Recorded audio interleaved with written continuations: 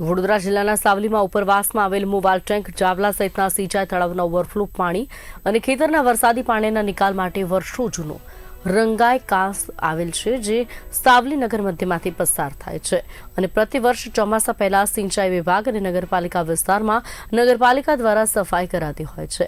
આ વર્ષે આયોજન સંકલન વગર સફાઈ કરવામાં આવી, તેનો ભોગ રંગાઈ કાંસ કિનારે વસતા નગરજનો બની રહ્યા છે। ઓછા વરસાદને કારણે અનેક વિસ્તારમાં પાણી ભરાયા છે, જે પ્રી મોન્સૂન કામગીરીની પોલ ખોલી રહ્યા છે। સાવલી નગરમાંથી જે રંગાવ મધ્યમાંથી રંગાવ કાંસ જાય છે, પ્રી મોન્સૂનની જે કામગીરી રંગાવ કાંસની સાફ સફાઈ કરવાની જે દર વર્ષે કરવામાં આવે છે, આ વખતે કરવામાં આવી, પણ જે જગ્યાએ જરૂરી છે ત્યાં કરવામાં ના આવી।